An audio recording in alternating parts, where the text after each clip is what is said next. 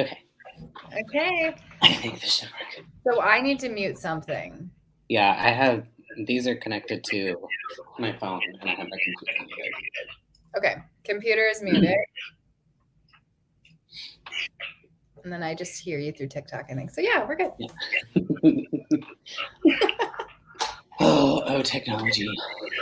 Seriously. Well, how are you, friend? I'm good. How are you? I'm good. I'm in clinicals right now, so I'm kind of in the whole new venture with school, which is really fun. That's so exciting. Yeah, and it makes me feel more like an adult now, which is nice. I don't feel like a 21-year-old, but on all the bad ways again. Oh, I hear that. Yeah. Full-time school is rough. Oh my gosh, totally. How's the weather down there? It just can't make up its mind, which is pretty typical for this time of year in Texas.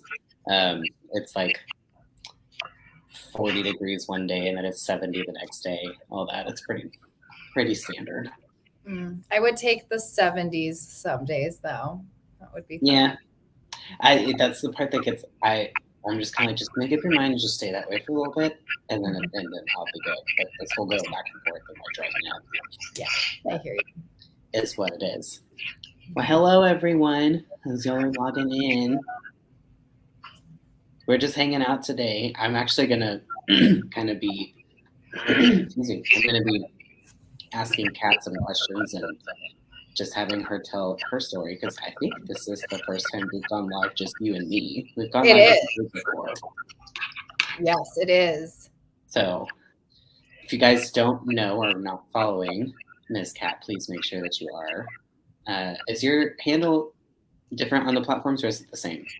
So it's Katherine Kleis now, except on my Facebook business page where it's Stand Coaching. Okay, that's what I thought. So if you guys do have questions for either one of us as she kind of tells her story and I kind of chime in and stuff, you can comment on there and we will answer your questions as they come in as best as we can. It's kind of hard sometimes when you're doing co-live.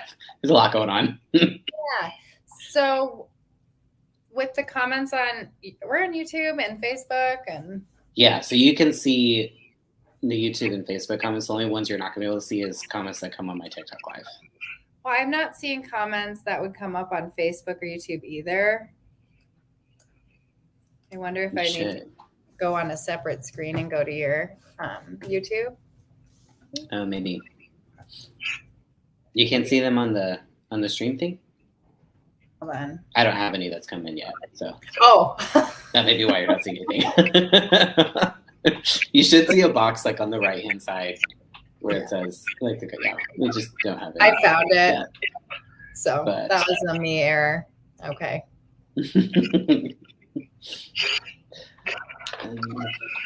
All right. Yeah, looks like we got people joining on TikTok now. They're coming in. Yay. How is everybody? How's your day? How's your Monday? Hopefully not forgot your Monday. I love Mondays. Mm-hmm. Mondays are probably my favorite. Yeah. Totally. Happy for you on that one. I love them. Hi from Cornwall. Hello. Hi, Michael. Texas, Oregon. Nice. Sweet. Radical honesty. I love it. Practicing a lot of radical honesty. Okay, wow. It looks like we've got quite a few people up on my TikTok. Trey, do you want to introduce yourself? Yeah. So my name's Trey. My handle's I was like, yo, Trey on everything. There might be an underscore in there somewhere, depending on the platform. I'm a narcissistic abuse survivor from a couple of different dynamics. The main one that I talk about the most is my romantic relationship. I've also dealt with it in work and a little bit in kind of extended family environments. I'm getting my doctorate in occupational therapy right now, which has helped a lot with actually the whole like reclaiming your life process, because that's what OT is helps you reclaim your life after trauma, whether it's physical or emotional. So that's kind of my background, and been doing social media now for I think it's actually been 2 years. Yeah, 2 years this month. That's how long it's been. Which is crazy. Okay. We started near the same time, pretty close. Yeah, it was February of 2021 is when I started officially. I started in officially about narcissistic abuse in May of 2021. So yeah, just around the same time, a little bit behind me. Well, for those of you guys that, like I said at the beginning, I just kind of wanted to. I've heard some of Kat's story, and obviously she talks a lot about it on her platforms, but she's got such great insight and input on this dynamic and so many different dynamics as well. And so I just kind of wanted to not really interview, but kind of interview you and just kind of hear a little bit more about your story. I'm actually going to switch this real quick. I'm switching off my Wi-Fi because I think my Wi-Fi is a little sketchy. Gotcha. Oh, yep, it definitely is. Yep, I think I'm having Wi-Fi issues because my YouTube one just went. Yeah, you're clear on TikTok, but you're frozen on StreamYard. Great. It always happens on live. I never have issues until I need it to work. Mm-hmm. Yeah, we got Trey. We'll get it. There it comes. Okay. Sorry, y'all. My internet can be janky sometimes. Okay, so anyways. I think we're up and running now again. Perfect. So I'd really just kind of like to hear, I guess first if you want to just kind of tell us a little bit about how you even got started in social media and just kind of what you do with this now. I know you're also in school. And sorry, if y'all see me lean over a lot, it's because I have a really obnoxious puppy. Of course, wants to be active. But just kind of a little bit about you and kind of how you got started on this and kind of what you do, and then we can talk a little bit more about your story after that too. Yeah. So I'm the daughter of a narcissist. So I spent my entire life really, really confused about what in the world is wrong with my dad, and coming into just, Googling what psychopath, and you learn about antisocial personality disorder, but it didn't quite explain everything. So I grew up really, really confused. I found myself in a cycle of abuse, a couple of relationships with people with similar personalities like that. And then finally around age 27, I was in a relationship with somebody that was similar to my dad. And my friend brought up the term narcissistic personality disorder, which I may have heard before, but it clicked differently this time. So I, at this point in my life, was also transferring into a psychology program. So it was just divine timing, to be honest. So I worked to end that relationship and break the trauma bond and go no contact. But during that process, I deep dove into YouTube. And I watched all of these people just explaining gaslighting, which, that was the missing piece, right? Like, what is this crazy making? So watching YouTube, and as I'm watching it, I'm like just really, really trying to find answers that weren't getting answered. A lot were, but some people weren't answering them quite the way I wanted. And I just wanted to understand more. So I learned as much as I could. I transferred into the psychology program. I spent 2 years learning as much as I could there, finishing up my undergrad degree. And in my senior year, I decided to start kind of answering some questions of my own that I found the answers to. And I started just throwing them out on TikTok. And immediately, like I'm talking the 4th day or something, a video went viral. And it just really, really went to show how much this information means to people. Because it's not like it wasn't on TikTok. I'm throwing up goofy transition videos, and those are getting 9 likes or whatever. for a long time. And then you throw up one video about narcissistic abuse and you have like all these questions. Then you answer that question. And then you have all these questions. And then now here I am. It'll be 2 years later this May. And it's just taken on a life of its own. So that's kind of how I ended up in social media talking about this. Yeah, it was very, very similar for me. I think I downloaded TikTok like I was kind of late to the game. It was kind of, I'm going to say it was around October of 2020. Like it was really big, like during COVID time. And I was doing the same thing, just kind of like doing goofy stuff, like not ever thinking it was going to be anything. Like I was just kind of having fun with it. And then posted my first video related to this content. It was kind of, it didn't go, it was viral for me. You know, I think I got like 50,000 views or something. And for me, it's like, whoa, I mean, that's still kind of a lot, but like for me at the time, like that, like, you know, I was like, what just happened? And because I don't think I realized, obviously at that point I had figured out it was a thing, but I hadn't realized how widespread of a thing this really was until it happened. It was almost the same thing for me. It's so hard to ignore when you have so many thousands of people saying the same thing in your comment section. Like, you're describing my husband, you're describing my wife, you're describing my sister, you know, and it's just like, why do so many people relate to this? Yeah, I know. And that's what it gets frustrating when we get like some ignorant comments about it, because it's just like there's so many people relate to the story and it's so similar.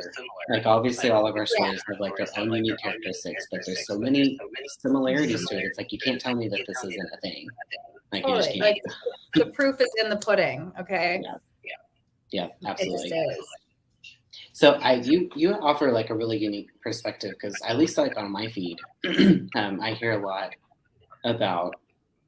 Well, I think most of the stuff that we hear and see is more on the romantic relationship sides, and even on the parent side, I hear more content about like narcissistic mothers. But you actually have a pretty interesting perspective, because if I remember correctly, your narcissistic parent was more your father. Is that correct? It is correct. Yes. So when was your first aha moment about what you went through growing up? I think, to be honest, around 8 or 9 years old. Wow. Yeah. In fact, I was just visiting my sister a couple weeks ago, and she asked me, do you remember when you were young? She's my older sister. Do you remember asking me if we have to love our parents? And I was like, no. And she's like, yeah, you did. And I answered like, oh, I don't know. Like, I think you probably love them a little because they're your parents, you know, or something. And I said, no, I don't think so. I really don't think I do. Wow, that's heavy for an 8 or 9 year old. Yeah, I was literally I remember being very young and having deep philosophical thoughts about love and fear and just heavy emotions, really heavy emotions at a very young age. Yeah. So it sounded like you equated it more just like you weren't sure if you loved your dad at that age, but not still quite understanding what you had gone through. Yeah, that it's so hard to answer that question. I'm one of 6, so I had a ton of validation from my siblings that like, yep, this man's certainly psychotic. So we got that. However, going into high school, it's still one thing to know he's psychotic. And then it's another thing to see some things I thought was normal wasn't, as I, had girlfriends and they were allowed to do this or they didn't have to do that. And realizing I'm being raised under a microscope. So kind of in middle school, high school, I was realizing that he was very controlling and I had very little room to move. But then another layer is when I was 23, I had an assessment done for ADHD and we got to talking about like the dynamics in my childhood and all of that. And in that evaluation at 23 years old, I wasn't recognizing any of my childhood as traumatic or abusive. And it was interesting how because there was violence, physical violence too. So it wasn't just like, oh, I can't tell that emotional abuse is abuse. It was definitely abuse. And there was still that disconnect that it wasn't abuse until mid to late 20s before I think I finally accepted, like, yeah, no, that was abusive. Well, and I mean, I feel like that makes total sense because children shouldn't know or have a concept of what abuse is. Like that's not a concept that I think kids should ever have. So I mean, that makes total sense. You just process what you can as a kid, at your level of understanding. Definitely. And I think it's hard because even with some level of conscious awareness that this isn't okay, as children, we do a lot of things to keep us safe, like internalize and make it our fault because we're reliant on these adults in our life. So our natural coping mechanism is to turn it inside and be the problem so that we can still justify loving and depending on them. So how do you feel like your upbringing, this is kind of a loaded question, I guess, but how do you feel like your upbringing or the experiences that you went through with your dad affected you in relationships, whether it be romantic or even friendships? Yeah. My dad set such a low bar that even abuse in certain forms still looked like being treated good, you know? Yeah, the bar was just so low that even dating my first abuser, he wasn't as abusive, right? So I'm doing better. So I think that it set me up in the sense that when men started yelling at me or snapping at me, it wasn't horrifying. It was way too familiar. And I think that when you have an abusive or toxic parent, you also develop a lot of psychological resilience. You develop a lot of what is familiar is hot and cold, conditional love. To this day, it's still really hard to not, it's like you want to seek out somebody that you need to convince to love you, or they don't just offer it, right? There has to be a transaction involved. And I think that that's probably the main ways that it affected me dating. So when would you say that your aha moment, I guess, of like, this isn't normal either? When did that start to kind of sink in? Well, when I was a teenager, I got in my first abusive relationship, and that was a big aha moment for me. I left that relationship at 20 years old. I wasn't even 21 yet. And that was an aha moment that this is not going to be my life. And what really threw me off was 7 years later when I started dating that narcissist. So that's the one I mainly talk about on my platform, as the one later in life. And that was a big aha moment. But before that, I had heard a therapist talking on social media about that concept that you seek love similar to your parents, you fall into that cycle and that trap. And that raised awareness in me, like, am I doing that? And then when I did date that second abuser, I was like, okay, so this is a pattern. This is and they're cut from the same cloth as my dad. So this must ring true. So I think that was a big epiphany. Yeah, I I think you're hitting on a good point in all of this about that sometimes, and as weird as it sounds, or as like I think it just sounds odd, especially if you've never gone through it, but sometimes for people, abuse is normal. Like, abusive environments or unhealthy environments is what we're used to, and we don't know anything else until somehow it's revealed to us that, like, oh, okay, if I'm going to keep going down this route, this is going to be really destructive. But then you have this whole, like, but then what do I do? Because it's all I've known. Yeah. Well, and I think a lot of people think it's normal because, like, there's this whole, like, no relationship's perfect and everyone fights, but fighting is different than arguing. And arguing for the relationship is different than arguing to win against each other. Yeah. And so I think that kind of thought, like, well, everyone argues, justifies abuse because we think it's just an argument or that it's just a bad time. And that's not true. Healthy relationships, even if you have points where you disagree on something or you argue about something, it doesn't have to be abusive, right? Right. Well, and it's you're pointing out something with me that I was convicted with a lot in my abusive relationship, because I remember telling my friend, one of my best friends at the time, I told her, I was like, I just feel like I'm dealing with an overgrown teenager. Like, he's just so emotionally immature. He doesn't know how to handle conflict. And, but I still never put the term abusive on it until after the breakup, actually. And it was just, I kept trying to justify that, well, everyone, it's kind of like you said, like, no relationship is perfect. And in this situation, he's just, I think we excuse some of their behavior sometimes because of the sob story that we're fed. And so it's like, well, he's just never had a healthy relationship, so he doesn't know how to emotionally handle conflict maturely and all this stuff. And it kind of like becomes this almost like spaghetti of excuses that are meshed together. And one of them being like, oh, everybody argues, everybody fights.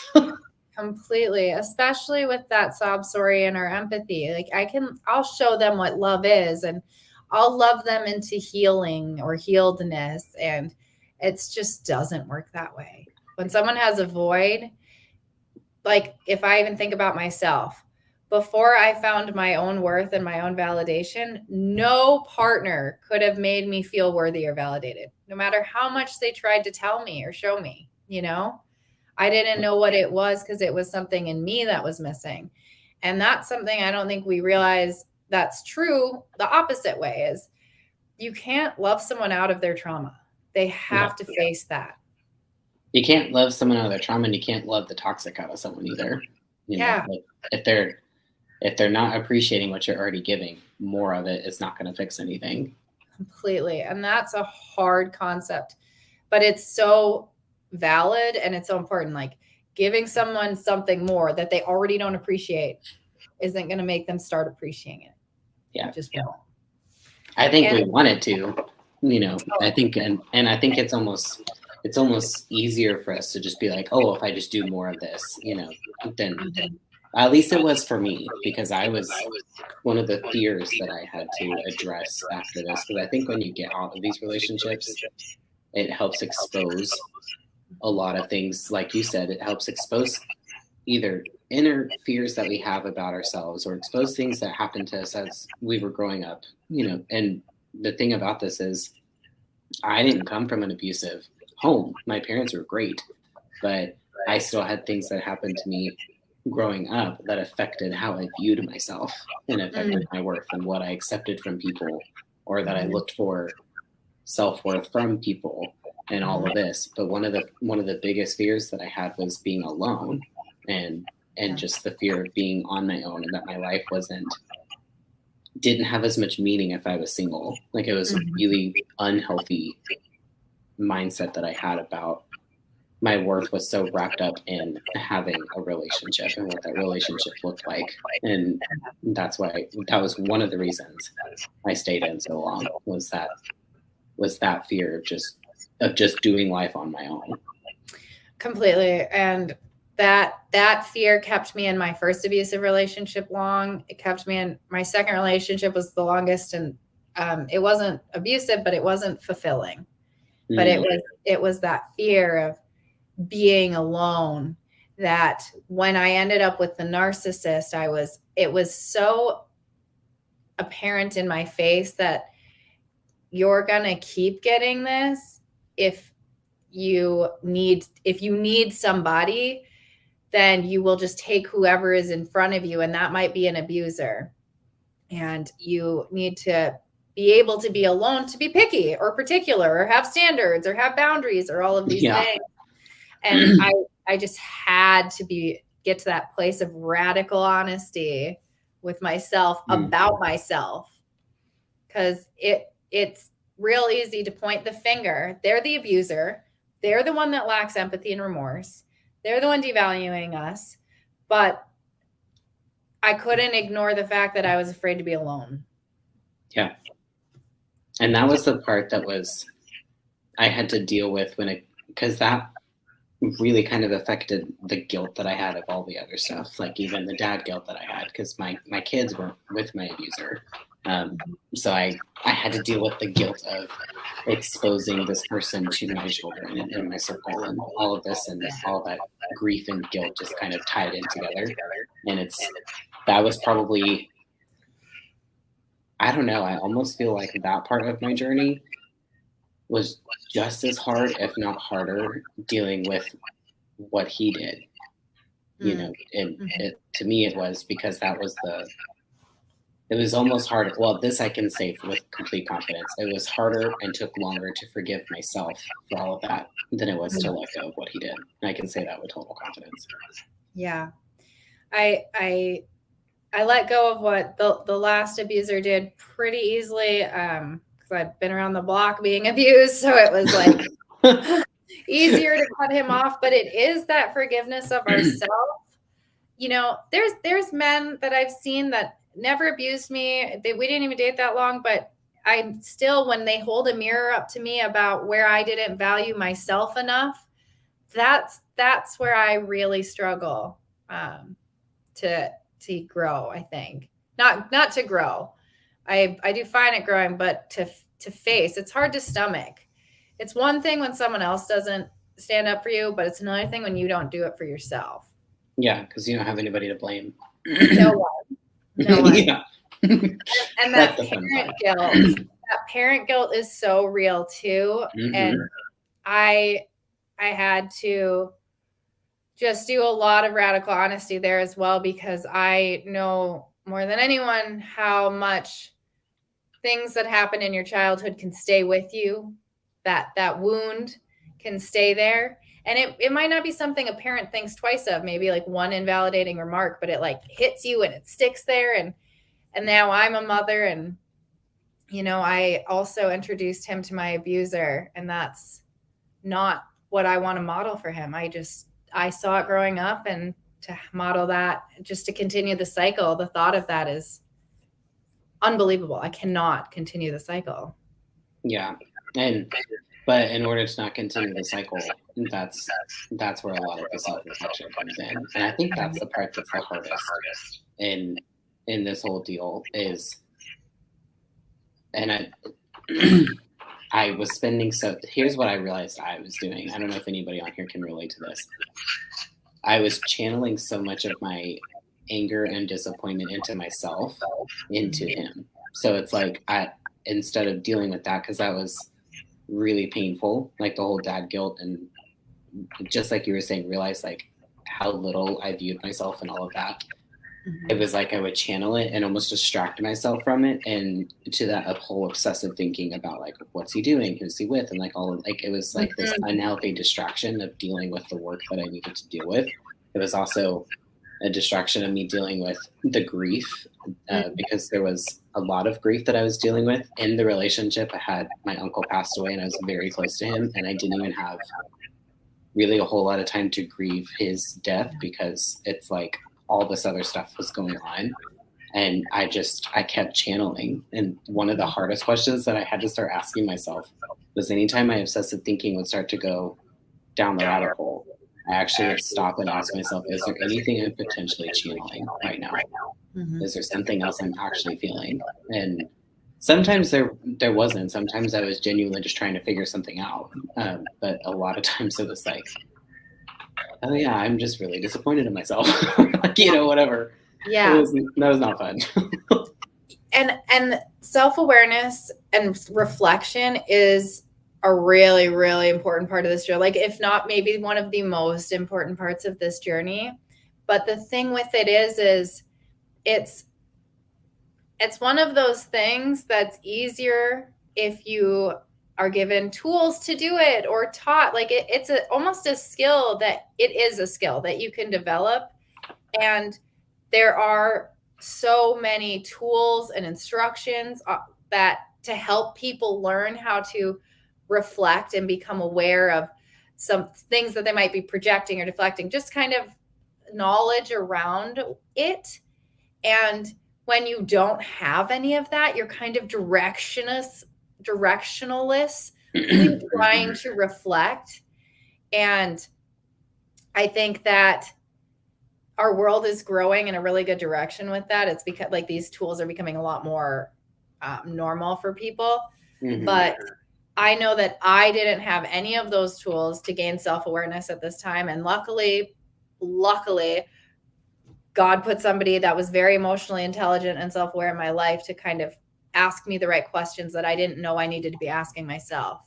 Yeah. And direct me to like the right books and resources to also help learn that. Yeah. And you said something just a few minutes ago that I want to point out because I think it's important. I mean, you kind of laughed about it, but you're like, yeah, the last one, like I got over kind of quick because, just doing Thursday essentially. But but you bring up a really good point though, because I was even talking to a client today and they were just so upset about how long it was taking them to get through this. But this was the first time they've ever gone through something like this. And I think, I think it's really important.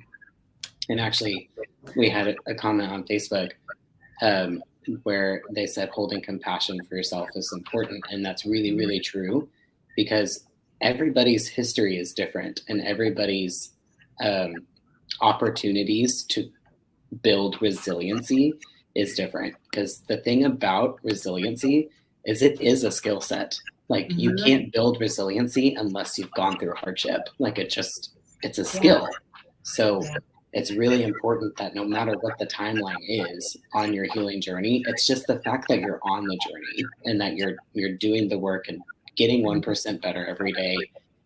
And, and I told my client today, I was like, who cares if it's been a year and a half? Like, honestly, like what does it really affect? Like, who said that it has to be a certain amount of time?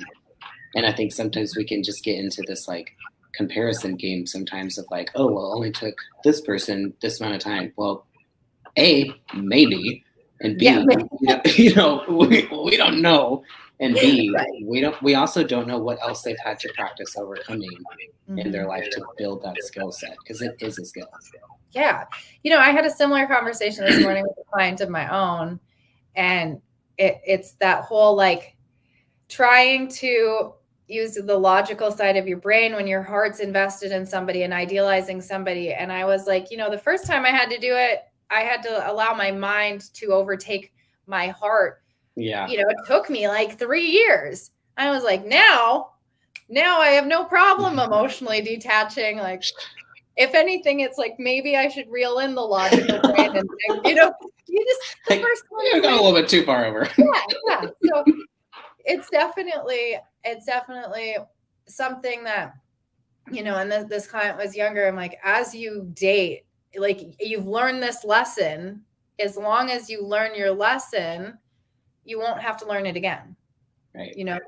So when it presents itself again, you already know how to handle it because you did it. And this is just your first time. So let me ask you this, because I'm sure I'm not the only one that got frustrated over this. One of my biggest frustrations was that I felt like I had a head knowledge. Like, I understand that he was narcissistic. I understand that he cheated on me for 5 months, the last 5 months of our relationship. I understand he was lying. I understand he's not good. Like, I understood logically all of this stuff, but my heart was telling me a total different story. My heart, my emotions were like, I miss him. Like, I don't want to be on my own. You kept replaying all of the good times in the relationship. Like, my heart and my head were telling me two totally different stories, and it was very difficult to get my heart to catch up to my head and kind of meet in the middle. So what were some strategies that you did that helped you make those connect? Well, I'm actually gonna take it one step further, because when I was in that first abusive relationship, that was very true. My heart loved him. My heart was there. And logically, I think what happened was it took me time. It took me a year and a half after my logical brain started to come in and be like, actually, I don't think this is great. It still took like a year and a half for me to catch up emotionally. And I think a lot of that is you have to be reflective. You have to be willing to be honest with yourself and reflective. And, but when it came to the narcissist that I was with in my late 20s, this is what kills me is my logical brain was like, oh no, you've been here, controlling men, you're not doing this. And then I learned about the term narcissistic abuse and did not go through 1 second of denial. I was like, okay, yep, this makes sense. I'm totally detached. Mm-hmm. And emotionally, I was detached. I was like emotionally, I swear to God, I was like, this isn't going to work. He's a narcissist. I already know my dad. I know how this goes. I'm not doing it. And I couldn't stop seeing him for almost a year after that. That's how much of a chemical addiction it was for me in that cycle that I was like, I emotionally don't want to be with you. Logically, obviously, I don't want to be with you. But I keep answering your text messages. Yeah. But I can't not respond, Yeah. That part I remember vividly in the moment being like, you need to remember this. You need to not forget this because this is a big lesson. Something's happening here. And I need you to remember exactly what you feel right now. Yeah. So that's why I work a lot with the trauma bond, I think. Yeah. Because even if everything else is in line and you want to leave, you still can't, right? Like, or you feel like you can't. Yeah. Because I mean, it does feel like an addiction. And I know there's more research coming out now, like actual scientific based research about like the neurotransmitters and all that stuff that goes on in your brain with abusive relationships, and they are very similar to the ones with substance abuse. And it's a real thing, and that they're starting to call it a love addiction, which sounds corny, but it's true. Yeah, that's a love addiction. Okay, so addiction. But yeah, it's love association. It's that you text, I answer, there's a high, but then that low comes, and the low is coming. Mm-hmm. And even during the high, you're like upset, shaming yourself. I think the biggest tool that I try to push people to do is time away. Even if it's like all you can make it is like weekend right now, or the most you've ever made it is 7 days. Let's push for 8, because it's really that space that brings that clarity of like, that wasn't right, was it? And that's what I had to do with my no contact journey. Like, no contact just seemed like this impossible feat. Like, there was just no way. And I made all the excuses. I mean, I had my therapist not telling me, but you might want to consider, how the therapists do. You might want to consider like maybe blocking his number and not talking to him anymore. I had friends that were like, literally so many people in my life were telling me you need to block him, that I felt a whole nother level of shame to the fact that I wasn't no contact. And so I was like in this kind of isolated shame that I was talking to him, because I didn't want to tell people what had happened, or that I was still talking to him, because I didn't want to hear well, why are you talking to him? You know what I mean? Like there was that whole other level of shame to it. And I did exactly what you talked about. Like I set realistic expectations for me, because I really didn't feel like, I don't know, I'm a recovering perfectionist. So if I didn't do something perfectly or didn't do it right, like the first time, like I get really self-deprecating. So I set this like small goal, because it's the same thing. I couldn't not respond to his text message, even though I was having a physical response of my heart rate would go up, my face would get flushed. Like I would literally have an anxiety response every time I spoke to him, good or bad conversation. I just couldn't stop. Like I think part of it was I was trained to do that. Like I was trained that I had to respond to him right away, or there was some sort of consequence to it. But my first step was, I'm going to go an hour. Yeah. Like literally that seemed impossible to me. So I remember I was at work, I got this text message from him, and I set a timer on my phone. And I was like, you can't respond to him for an hour. I was dying that whole hour. I texted him as soon as the hour was done, but I made it. And I just had to get more comfortable with that. Like, okay, let's see if we can go maybe 2.5 hours to it. Yes. Then it was, okay, I'm not going to talk to them on the phone anymore. I'm just going to respond to text messages, or, I'm not going to talk to them unless it's business related stuff. Like everything was just like a little bit at a time. And I had to do it that way. I had to too, and I really push my clients or when I'm speaking live about it to do that, because that permanence was a no for me. Like it was absolutely, even the day that I went no contact, November of 2019, even that day I had every intention to speak to him again. It just didn't happen finally. But before that, I spent, it wasn't quite a year, but it was like probably like 8 months trying to go no contact, trying. And I will urge my clients, like, if you are trained to respond right away, push yourself. Like, I am going to go use the bathroom and unload the dishwasher, and then I'll respond. Like, force yourself to, like, I'm going to have lunch and then I'll respond. And then once you get more comfortable doing that, try and push it like 2 hours or the day. I'm going to get through the day or whatever, like you did. Yeah, and you do. You have to break it down into these bite-sized pieces and make it seem more realistic for yourself. Because if I was excusing not going no contact of, oh, well, he owes me money, so he's paying me money every month, and we still have the storage unit together. So like I had all the reasons, quote unquote, but really, if I was honest, I just wasn't ready, and I couldn't do it. I just knew I couldn't do it. So yeah, I had to, and I'm glad that I did it that way while simultaneously working on myself and building my self-worth and creating new routines and like all of that. I was doing all of that at the same time, and then what that did was it raised my self-worth enough that I wanted, by the time I went no contact, I actually wanted it at that point. Yeah. I agree. I think that when we set too unrealistic of an expectation, like forever, like just go no contact forever, that's what you need to do.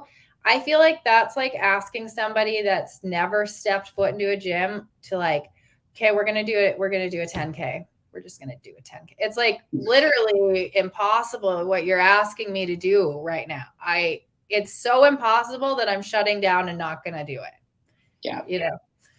But what you said about shame, I was so ashamed at one point when I was on and off no contact and not talking to him. I was living in an apartment complex at the time, and I had a friend in my building, and I asked him to like park down the street or something, or like somewhere else. And he yelled at me. He yelled at me, but I was so ashamed to even have him over, because I knew that I deserved more. And I knew that my friend knew I deserved more, and there was no reason I should be having this man over.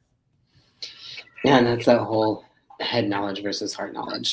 And and then every time that I would literally call them relapses. Anytime I would have these relapses, and my relapses weren't even necessarily the texting him or that, because that wasn't the goal yet.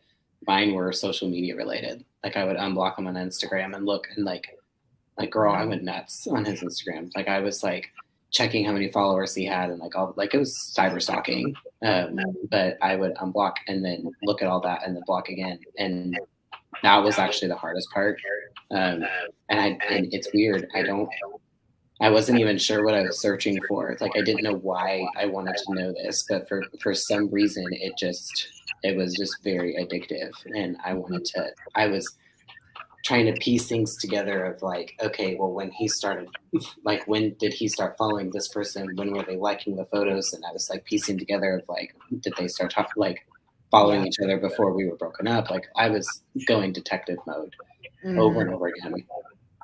And it was, anytime I had those relapses, what I had to learn to start doing was, okay, well, that didn't go according to plan. So we're just going to try to go a little bit longer next time, as opposed to this total self-deprecation of like, what an idiot, you're such a loser, like blah, blah, blah, because that's what I was doing at the beginning, and just completely beating myself up and essentially becoming my own abuser emotionally. Yeah. As opposed to switching it to grace and just being like, okay, you know what, if this feels like an addiction, then maybe it is. So why don't we just use that language and just do that? Like, because I no one to really guide me through this. Yes, I Yeah. was in therapy, and I was in therapy every week, even when I couldn't afford it. I was charging down credit cards if I had to, but I still didn't have anybody that was like giving me the specifics of what to do Yeah. and how to manage this. And that's why I get so Same. passionate about what we do. It's because Same. I try to be the resource that I desperately needed at that time. Totally. And we are most equipped to help the person that we once were. And you said something super powerful. I know that it's not just you. I and everyone I talk to goes through that too, where you're not going to go no contact successfully the first time. It's not going to happen. And I think that we all go into this huge shame spiral at that first relapse. And I just really encourage people like, okay, and like, that is not a like throw your hands up moment and be like, well, it's over. No, like expect that that's going to happen and know that it happens to all of us. And then you just try again. And then you try again. And I don't care if it takes you 300 million times. There's nothing more important to keep trying to do, but then get out of an abusive relationship or leave your abuser. Yeah. But we all just beat ourselves up when we don't leave successfully. Mm-hmm. Yeah, but like we said earlier, if this is happening to everyone, there's got to be something behind it. It's not because you're weak. It's not because you don't want to leave. There is something much bigger happening. And it really is a bond. Like, and you're breaking a bond. And it's not easy at all. And I think sometimes we also make the mistake of, we listen to the only advice that some people know what to give, which is like, oh, it just takes time. And time is a part of it, but it's not just like time alone doesn't fix all of this. Like it's time coupled with work and working on yourself and answering these hard questions and all of that. And I think when you combine the two, it doesn't have to take you forever. But again, it's just nobody knows what to do. And that's all. Yeah. You know, when you were talking about the social media thing, luckily for me, I wasn't on social media, but just Facebook, and he was too, but that's not a big deal. And for me, it was the messages because I had Android at the time, and when you block somebody, you can go into a folder and see your blocked messages. Oh, ew. But I think that I don't know. I mean, I think I would have eventually been able to block him if I had iPhone, but I do think it was easier for me because again, it's that permanence piece that like, but if I block him, I'll never know if he reached out or I'll never know if what he had to say. And I went no contact. He stalked me for 5 months before I told him to stop, before I felt safe enough to break no contact to tell him to stop without a relapse. But during that 5 months, especially in the beginning, that first month, right? It was valid. I was still getting my fix from, okay, he did reach out to me, okay, you know, and no more ever did more than a week go by. It was like every 3 to 4 days, I'd get a text from him in my blocked messages box. But my addiction was checking that. And then I had to get to the point where I like didn't check it every day. I didn't check it 5 times a day. And then I didn't check it every day. And then I would check it like maybe once a week or something. And that was my fix. So what I hear you saying is in order to move past this is you need an iPhone. Don't have an Android. If you have an Android, that's your first step. First of all, I would never go back to Android. That is the only takeaway from this live. Just go Team iPhone. Be an Apple user. I mean, and that's kind of what's the dangerous part about all of these new communication apps and social media and all that kind of stuff, because now like people have WhatsApp, they have Telegram, like they have all these other communication things that like show when the last time they were online was and like all of that. And like I've had clients that even struggle just checking to see when they were on WhatsApp, like not even checking their messages and stuff, but like, okay, have they been on WhatsApp lately? It's like there's so many new things now that people kind of have to block themselves out of and overcome because there's so much. I mean, it's great when it's great. Yeah. There's so much access nowadays, and that's kind of on the reverse side for us too when it comes to hoovering attempts. There's like there's so many forts you got to build up to try to block up, and it can feel exhausting, but it's worth it. You just got to do it. It is exhausting, and it's just like the relapse. Just push yourself. Mm-hmm. You know, okay. So you check if they're out live on WhatsApp. You know, every 5 minutes. Let's push it to an hour. Let's push it to an hour today. Yeah. And I know for when people hear that, because this is how I was. I know sometimes we can hear that and just be like, it sounds so pathetic, you know, but the reality is you have to meet yourself where you're at, and giving yourself these unrealistic expectations of yourself can actually set yourself up for more failure. And building those, kind of reaching those small milestones, what's great about those is every time you reach one, it builds the confidence up. So it's like, oh, okay, I went that long. So now let's try a little further. Okay, I didn't hit it that time, so let's back to an hour. I know I can at least do that. And it actually kind of helps build up the confidence, as opposed to shooting way over here and then you fail, and then it's like, I'm such a loser. So it's, you know, it sounds almost a little bit counterproductive, but it actually accomplishes the task way better. Doing it that way.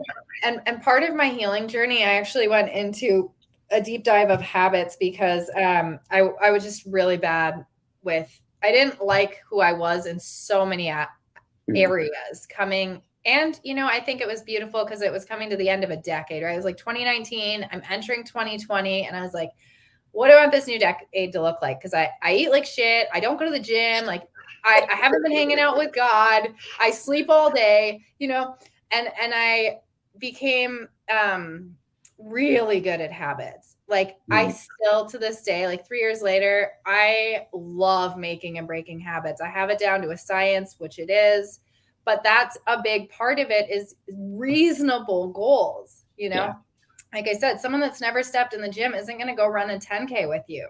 Yeah. I wanted to start reading. My goal was a book a month. You know, am I capable? I can read a book in a half a day if I want to, right? But that's not the goal I'm going to set up for myself to start a new habit. You know, going to the gym wasn't 5 to 7 times a week for 3 hours. It was 20 minutes on the elliptical after a class, you know, like that's where you start. And it's the same with breaking the habit, because what it is a habit. You have the cue, which is them texting you, and then the response to that, which is responding immediately. So you're trying to break this habit of this dynamic. The habit of looking at social media, the habit of checking your blocked messages, whatever it is. Well, and I think the mistake that a lot of us make is bad habits don't just break. You have to replace them with healthier habits. And I think that's the part where the ball gets dropped a little bit, is when you kind of remove something, you need to replace it with a healthier habit. And that helps it speed up a lot. So we probably have like 15 more minutes. So I wanted you guys on any of the platforms, if you guys have questions that you want to ask Kat, like, please let us know. We actually we had a specific question come in on Facebook that I would love for you to answer, which is, what is a tip to manage my emotions when I see him, and how can I not react? I'm sorry, I was reading the comments. Can you repeat that? Yeah. So what is a tip to manage my emotions when I see him? How can I not react? Okay. I think that it's really important to be telling yourself something in your mind. So I fill my mind so it's not empty and going wild. Like I would pick one thing. It could be like an affirmation or a validation. So like maybe it is, do not react. Do not react. Or maybe it's everything that he says is a tactic, or everything she says is a tactic. Pick a sentence and just have that be like the record playing in your head the whole time that person is speaking. Yeah. I know for me, I was fortunate where I really didn't have to see him anymore. Like I pretty much kicked him out, and I think I saw him twice after that. But one piece of advice that I would give is, because I have some clients that they have to see them on the regular because of kids. It's kind of going back to what Kat was talking about with habits, is you can almost create, I call it your pregame and your postgame.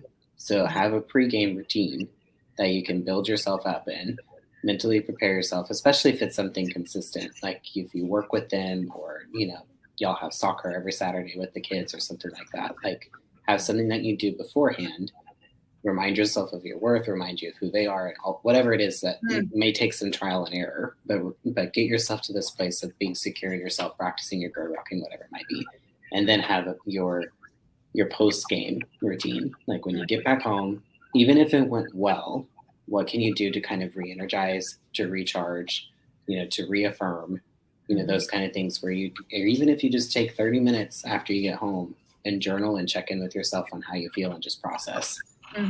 But I've had some clients starting to do that too, and it's helped just because it's intentional.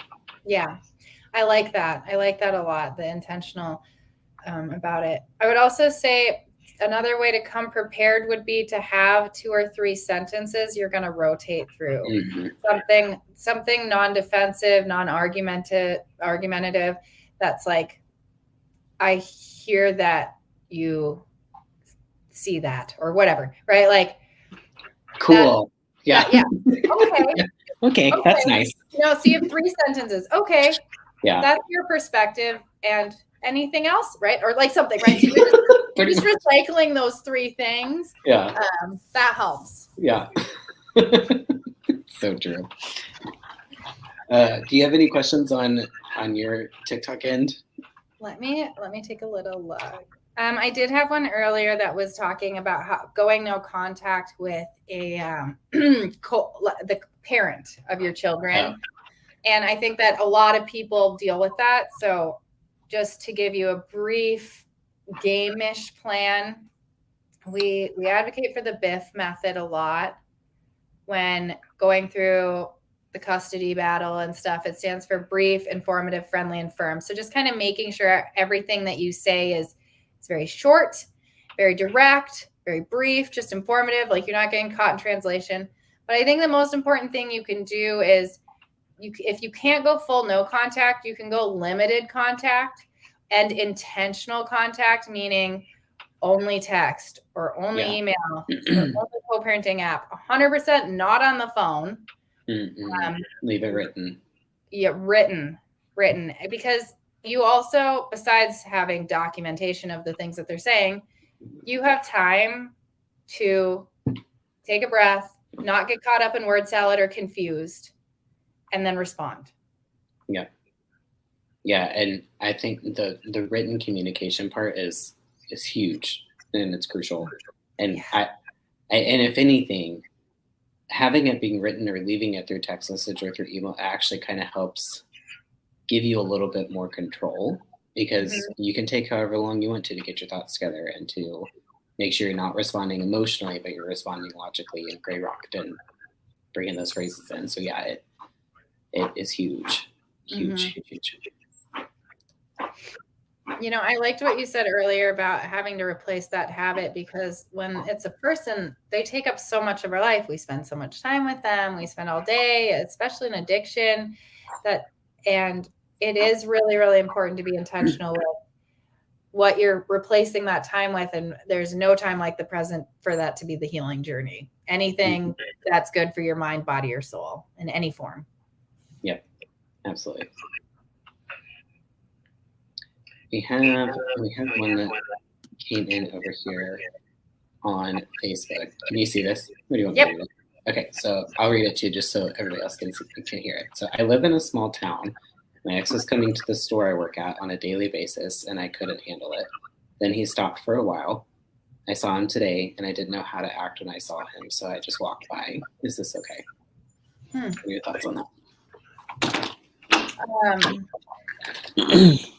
So you didn't know how to act when you saw him, so you walked by. That's fine. I think that is more than okay.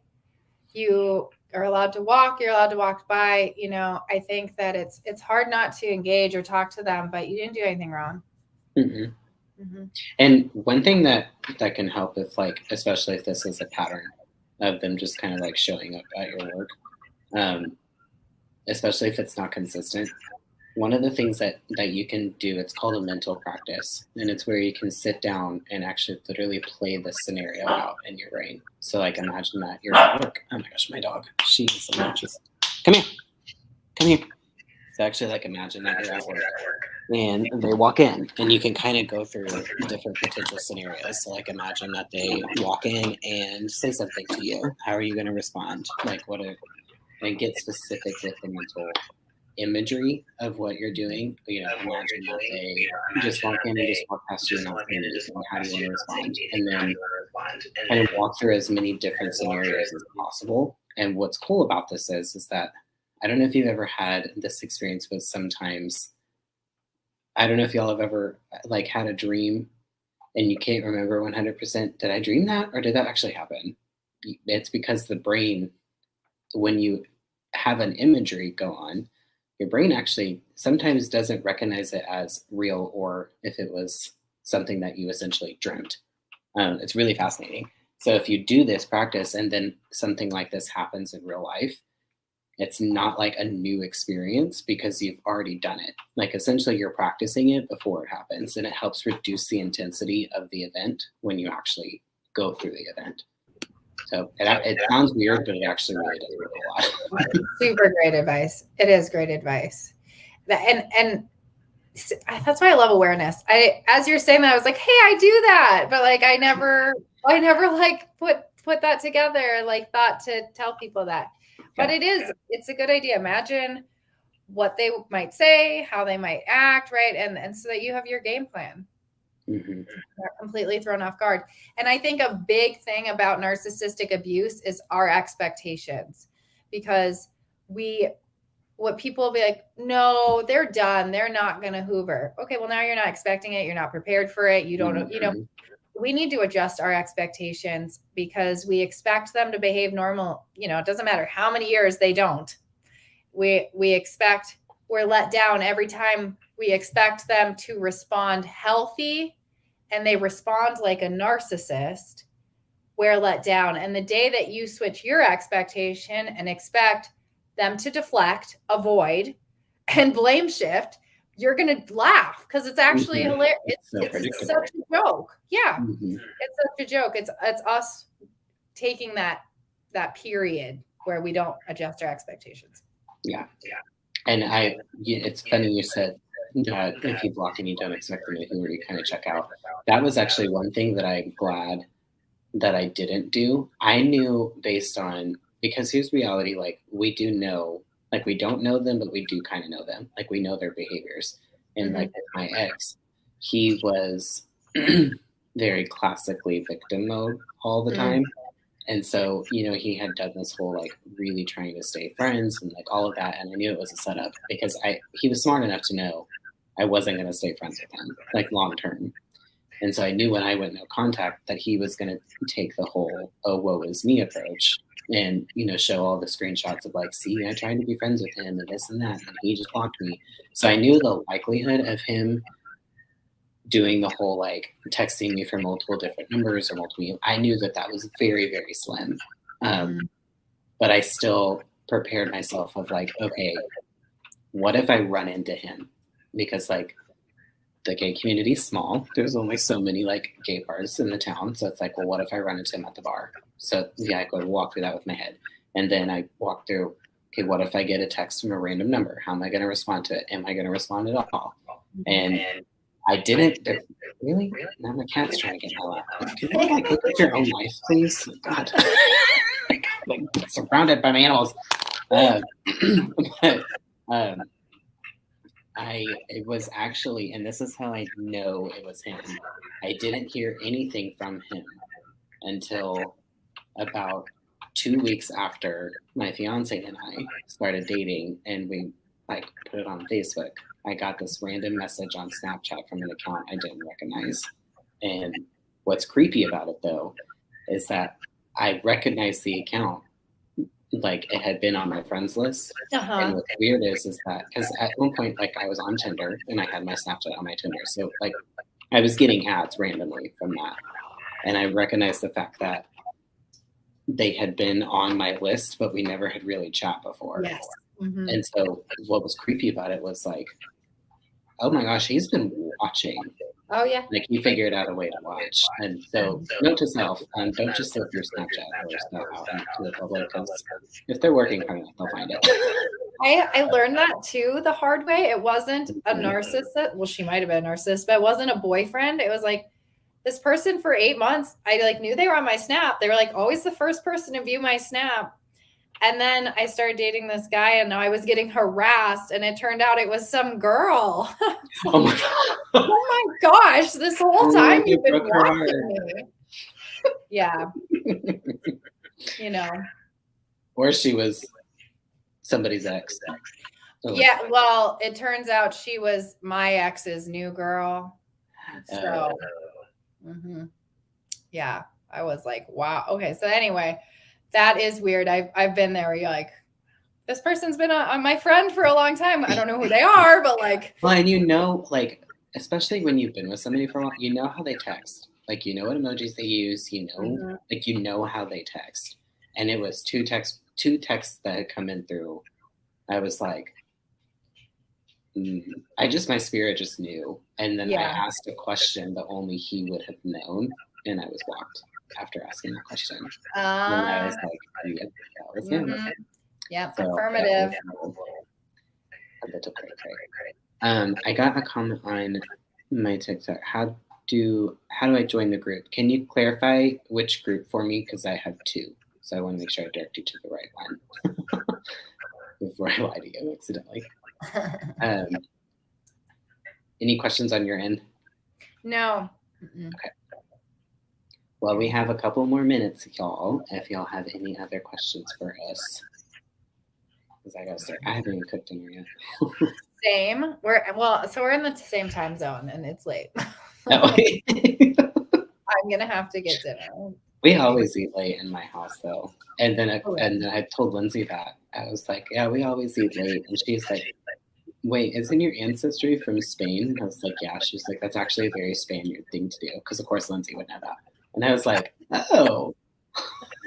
Oh, Lindsay. Lindsay, she's so cultured. I'm jealous. I do have one question. She is super cultured. It says, how long did it take you to get into a healthy relationship? So for me, I didn't date intentionally. I didn't date for a year after the abuse because, like I said earlier, I was really working on codependency. So I had to prove to myself that I could be alone for a year and work on my healing. And then the second year, I started dating, and I ended up in a healthy relationship with a cool dude. We're still friends. Didn't work out, but it's fine. What about you, Trey? I hate answering this question because it was pretty fast. It was probably a little bit too soon. And what I mean by that is that there was some rocky moments for me at the beginning, not necessarily for him, but I got pretty triggered pretty heavily at the beginning. Yeah. And I think if I had waited a little bit longer, it would have not been as intense. But it was 6 months after the breakup. So again, that's pretty fast. It's not necessarily recommended, if I'm being honest. And only because, and, I blame him. He wasn't supposed to be anything serious at all. Like, we were just supposed to grab a drink. But I had just gotten, I will tell you, and the reason why I had just gotten to the point where, like, I was good being single, like I honestly was, which was a huge deal for me. Because, like I mentioned at the beginning of this life, if I didn't have a partner, my life was less meaningful. Like, that's what I struggled with. So I had actually literally just gotten to the point where I was like, I was cool. Like, I was going to date, I was going to play the field, I was going to have fun, you know.